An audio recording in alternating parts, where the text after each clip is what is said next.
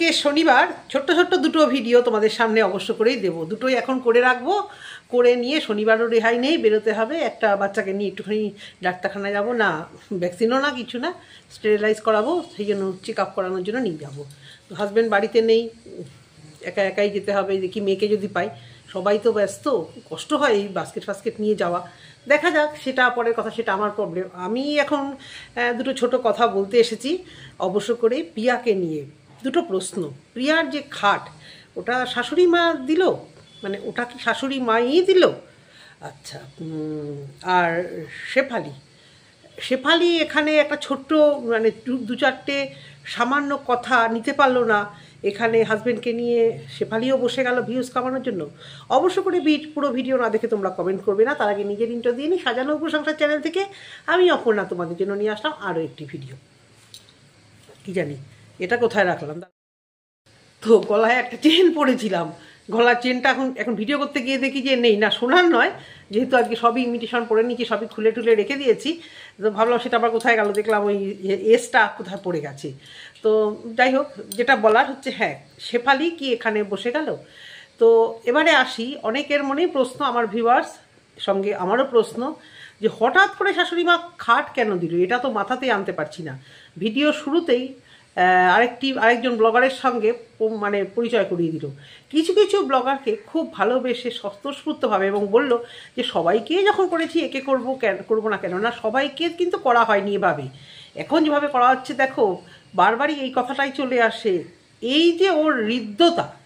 আজকে 5 বছরের ভিডিও, 5 বছরের ব্লগিং চ্যানেল, এবং ওর বিয়ে হয়েছে বহু বছর হয়ে গেছে, কিন্তু আমরা তো সেটা দেখিনি। আমরা ধরো কেউ 5 বছর ধরে, কেউ 2 বছর ধরে, কেউ 1 বছর ধরে।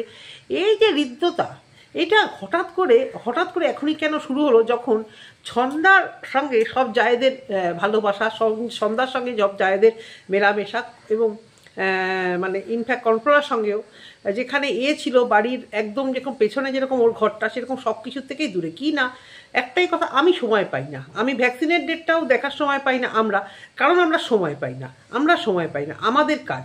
আর ওইগুলো হচ্ছে সব আকাজ, মানে এই ধরো দরকারি কাজ যেগুলো ভুলে যায়, নিজেই বলছে আমি সৃষ্টি ছাড়া, তো ওইগুলো হচ্ছে আকাজ, যেইগুলো ভুলে যায় না। এইসব ছোটোখাটো ভুল আমাদেরও হয়, মিথ্যে কথা বলবো কেন, সবারই ভুল হয়। কিন্তু ওই যে আমার কাজ, আরে ভাই সবাই কাজই করে, কেউ বেশি কেউ কম। তো এবারে হঠাৎ করে প্রশ্ন, যে হঠাৎ করে এই জায়েদের প্রমোশন নিয়ে একদম মানে বেশি একটু আধিক্যতা লাগছে না শাশুড়ি মায়ের এই বন্ডিং। ওর কমেন্ট বক্সে বোধহয় ওরই ভালোবাসার এক ভিউয়ার্স লিখেছে যে তোমার এই শাশুড়ি যখন শ্বশুরমশাই ছিল তখন ওনার হাত খালি হয়েছিল। আচ্ছা, শাশুড়ি তোমার বাচ্চার মুখ দেখাতে কি দিয়েছে? খাট। এই খাটটা কি সে মুখ দেখা খাট? বাচ্চার এখন সোনার যেটুকু দাম, একটা তবুও তোমার শাশুড়ি একটা বাচ্চাকে একটা সোনার আংটি অন্তত দিতে পারতো, মানে মুখ দেখাতে তো শাশুড়িরা তাই দেয়। তা না করে উনি হঠাৎ খাট কেন? এই জায়গাটা ভীষণ প্রশ্ন আসছে যে তোমার ঘরের ফার্নিচার কেন? তাহলে কি কল্পনার সঙ্গে ওনার লেগেছে সেই কারণে? উনি তো দুই জায়ের সাথে ভালো করে থাকার নয়, নাকি নিজেরাই কিনে কন্টেন্ট বানিয়ে দিব্যি তো খাটের জায়গা হয়ে গেল। আমি তো অবাক হয়ে গেলাম, মচর মচর মচর মচর খাটের আওয়াজ, প্লাইয়ের আওয়াজ না খাটের আওয়াজ, বলতে বলতে বলতে বলতে খাটটা এসে গেল। আর কি লুকাতে চাইছো, মানে কি নিয়ে শাশুড়ি মাকে তার রিটার্ন গিফট কি দিতে চাইছো, এটা তো কিছুটা হলেও বুঝতে পারছি, যাই হোক বলার দরকার নেই।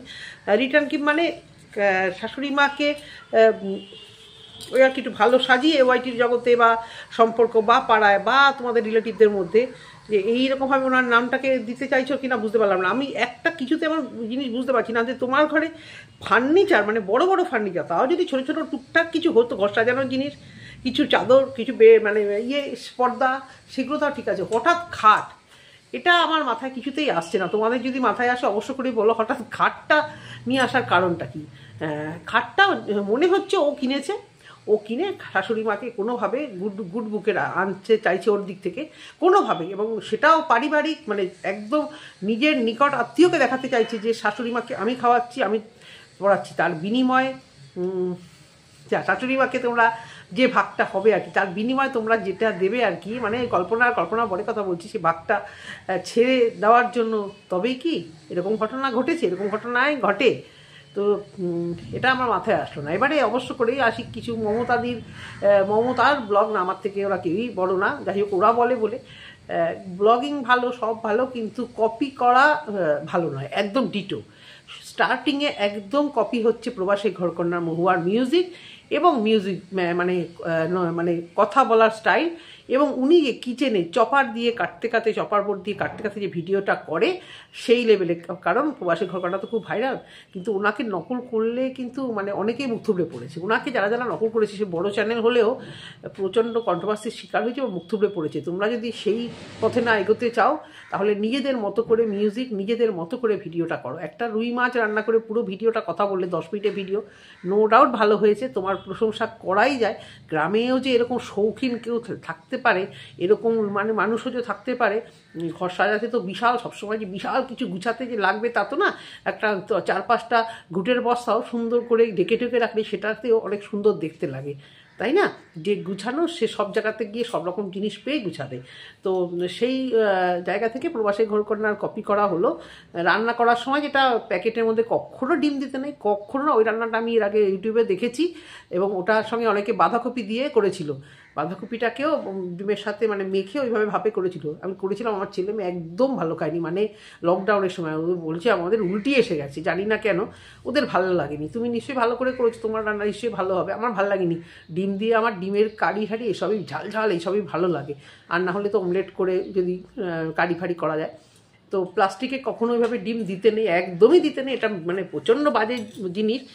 তোমার ছেলে যেহেতু সায়েন্স নিয়ে পড়েছে, এটা একদম জানা উচিত, সায়েন্স নিয়েই পড়েছে, কারণ ঘরে আমি রসায়নে বই দেখেছি, রসায়ন মানে কেমিস্ট্রি বোধহয়, কেমিস্ট্রি বই দেখেছি, তো সায়েন্স নিয়ে পড়ছে, তো তোমাদের তো এইটুকু সেন্স তোমাদের একটা আসা উচিত, এবং নিশ্চয়ই তোমাদের আসবে অবশ্য করে। সব কিছুতে হবার থাকে না, তাড়াহুড়োতে অনেকে অনেক কিছু করে ফেলে, তুমি হয়তো এতটাও ভাবোনি ভিডিওর জন্য করে ফেলেছো, কিন্তু ভিডিওর মিউজিক এবং ভিডিওর স্টার্টিং আমার মানে কপি করার মতো লাগলো। কপিটা নিশ্চয়ই কপি করবে, সবাইকে দেখে কপি করে, কিন্তু একদম নিজস্বতা বজায় রেখে কপি করলে ভালো লাগে। তারপরে তোমার প্রশংসা আর কি করব, তোমার ঘর বাড়ি, তোমার বিহেভিয়ার, তোমার ছেলের বিহেভিয়ার, কথাবার্তা, প্রথম যে তোমরা নতুন যে ব্লগার একদমই মনে হয় না, খুব সুন্দর, গাছ ভালোবাসে, অ্যানিমেল ভালোবাসে, ওই জায়গা থেকে ওর সাথে আমার খুব মিল আছে। তো এবারে আসি শেফালির কথা। অবশ্য করে শেফালি টাইটেলে অবশ্য করে সেই জায়েদের সঙ্গে আমার সম্পর্ক কেমন, নো ডাউট সেখানেই ভিউজ হবে। ওদের বাড়ি, শোনো শেফালি, তুমি আজকে বলছো তোমার যে যাকে ভালো লাগবে সেই জায়ের কাছে যাবে, যাকে যে ডাকবে না তার কাছে যাবে না, এরকমই মানুষ হয়। তুমি তোমার দিক থেকে একদম ঠিক, মানে তুমি তোমার মানে হাজব্যান্ডকে নিয়ে কথাগুলো বলেছো, একদম ঠিকঠাক কথা বলেছো, কিন্তু একটা কথা বলি, ওয়াইটিতে এসছো তো, এই তো সবে এই ছোটো ছোটো নেগেটিভ কমেন্ট, আর তোমরা যারা আশেপাশে রয়েছো, পিয়ার আশেপাশে তোমরা থাকলে তোমাদেরকে অনেক খারাপ ভালো কথা শুনতে হবে। ওদের পারিবারিক কেচ্ছা, পারিবারিক গণ্ডগোল, অশান্তি, ও তো মানে তোমাদের বলার আগেই, তোমাদের চ্যানেল খোলার আগেই ও তো পুরো উজাড় করে দিয়েছে। সুতরাং তোমরা এখন যতই ভালো করে দেখাও না, ভিউয়ারদের মনে কিন্তু একটা সংশয় থাকবে যে না, এদের পারিবারিক যে মিলটা দেখাচ্ছি এটা একটা দিখানদারি, জাস্ট ফর কন্টেন্ট। আমরা তো তোমাদেরকে এর আগে দেখিনি। তোমরা যে জায়ের জন্য পরিচিতি লাভ করেছে, যে জায়ের জন্য সবাই বলে না, ওর কাছ থেকে তোমাকে সাবস্ক্রাইব করেছি, ওর কাছ থেকে তোমার কাছে এসেছি, বড় ব্লগার, তো তার যে সে যে ওয়াইটিতে তোমাদেরকে নাঙ্গা করেছে, যার জন্য তোমরা যাই দেখাচ্ছ তোমাদের একটা কিন্তু মানে তোমরা যদি ইন্ডিভিজুয়াল হতে তোমাদের কিন্তু হয়তো এত যেরকম ভাইরালও হতে না এত চট করে, সেরকম কথাও শুনতে হতো না। সবটা তো একটা ভালো দিক খারাপ দিক আছে। আজকে তুমি নর্মাল ভিডিও করতে দেখতে 2টো ভিউজ হতো না গো। ভালো ভালো চ্যানেলগুলোতে আমি দেখি কি সুন্দর এডিটিং, কি সুন্দর কথা বলে, দিনের শেষে 6, 7, 8 ভিউজ, এর নামে ওয়াইটি।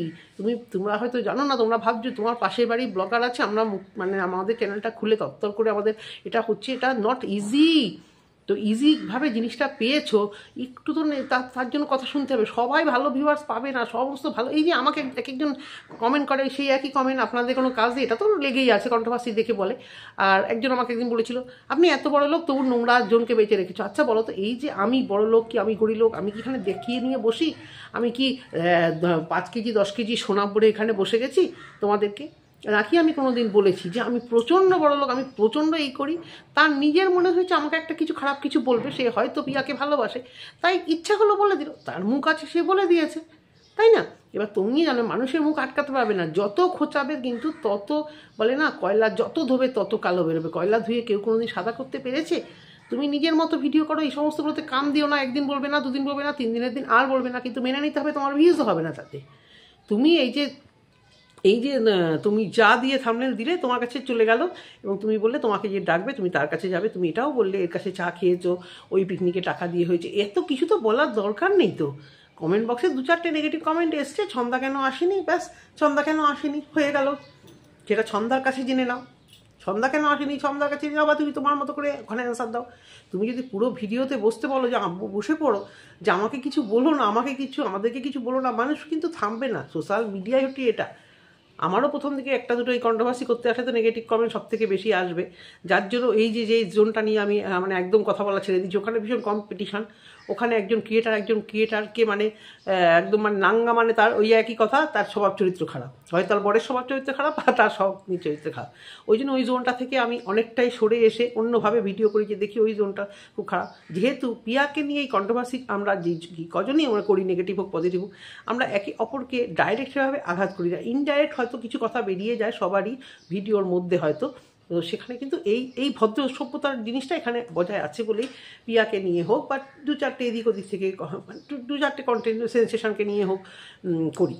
তো সোশ্যাল মিডিয়াতে থাকবে এই একটা সামান্য জিনিস নিয়ে বসে পড়লে একেবারেই চলবে না, এইগুলো গায়ে মেখে এগোতে হবে। আর যখনই তুমি এই যা সংক্রান্ত বাড়ি সংক্রান্ত ভিডিও দেবে, দেখো মানুষ উপচে পড়বে। আমরাও, তুমি যদি কন্ট্রোভার্সি দাও তবেই তোমার চ্যানেলে যাবো, নাহলে কিন্তু আমাদেরও অত সময় নেই। আর আমরা কন্ট্রোভার্সি যারাই করি, আমি তো ছোটো চ্যানেল, বড়ো চ্যানেল যদি তোমাদের নিয়ে কন্ট্রোভার্সি হচ্ছে, তাহলে হয়তো তোমার কাছে অনেক পরিমাণ মানে ভিউ মানে যাচ্ছে লোকজন দেখতে, তাই না? আমার না হয় ছোটো চ্যানেল, কিন্তু এইটুকু জানবে যে তুমি এই জিনিসটাকে এড়াবে, আবার এই জিনিসটাই হয়তো তোমাকে ভিউজ এনে দেবে। তো তোমাকে এবার ঠিক করতে হবে তুমি কতটা এড়াবে। কিন্তু এই তোমাদের বাড়ির এই কথাটা উঠলেই তোমাদের ব্লগিং কেউ দেখতে চায় না গো, তোমাদের চুরিটা দেখতে চায়। ব্লগার বাড়ি ব্লগিংয়ে নট ইন্টারেস্টেড, 10% মানুষ ইন্টারেস্টেড। যখনই ব্লগার বাড়ির তোমাদের চুরি হবে, ওই যে একটা রিলস করেছে না তিয়া, তোদের জ্বলবে আমার তাতেই চলবে, ওটাও ইচ্ছাকৃতই করেছে। ইচ্ছাকৃতই যাদেরকে নিয়ে করেছে, কার্জি এবং আরেক নতুন ব্লগারকে নিয়ে ইচ্ছাকৃতই করেছে, এটা একদম শিওর। অনেক কিছু রিলস করতেই পারতো, ওটাও বোঝাই যায় ও প্রতিটা স্টেপ ফেলে। এই জন্য তোমরা এখনও বুঝতে পারোনি, আসছে হয়তো বুঝতে পেরেছো, তোমরা বলো না, এতদিন ধরে ঘর করছো তোমরা খুব ভালো মতোই জানো যে কী জিনিস, কীভাবে মানুষকে ঠুকতে হয়, কীভাবে বেকার তারা কথা বলতে হয়। আমি খুব সরল, আমি খুব ভালো, আমার কোনো লোভ নেই, বুঝতে পেরেছো? যে এখনও যে শাশুড়িকে নিয়ে যে চরম মানে আধিক্যতা শুরু হয়েছে, এটাকে কেউ নর্মালভাবে মেনে নিচ্ছে না, নেবেও না ভিউয়ার্সরা। তো এইটুকু এই বিষয়ে বলার, আর কিছু বলার নেই। যদি তোমাদের মনে হয় আরও কিছু বাকি আছে, তোমরা আবার সত্যি অনেক ভালোবাসার ভিউয়ার্সরা আমাকে অনেক পয়েন্ট ধরিয়ে দিচ্ছ, বিশেষ করে ওর ওই বরের এডুকেশনটা নিয়ে, ওর নিজের এডুকেশন নিয়ে তো একটা ডাউট আছে, বরের এডুকেশনটা নিয়ে একটা বিরাট ডাউট। তো এইভাবে যদি মানে পিঠ চাপড়ে কেউ মিথ্যা কথা বলে বেরিয়ে যায় আর্নিং করে, তো সেই জায়গাটা তোমরা ভিউয়ার্সাই করে দিচ্ছ, ভিউজ দিচ্ছ, তাই তারা জেগে উঠছে। এটাই ওআইটিতে আমাকে এক ভিউয়ার্স বলেছে, দিদি আপনি মিথ্যা কথা বলুন, না হলে আপনার কোনোদিন ভিউজ হবে না, আপনি তেল মারুন, আপনি মিথ্যা কথা বলুন। সেটা তো কিছুতেই পারছি না। রোজই ভাবি আজকে অনেক তেল মারবো, অনেক মিথ্যা কথা বলবো, কিন্তু অত তেলই নেই তেলটা মারার মতো। সেই জন্যই যেভাবে চলছি ওভাবেই চলবো। আজকে ভিডিওটা এই অবধি, সেকেন্ড ভিডিও অবশ্য করে আসবে, সব রকম ভিডিও তোমরা দেখো। যদি তোমাদের ভালো লেগে থাকে অবশ্য করে কমেন্ট বক্সে কমেন্ট করো। টাটা।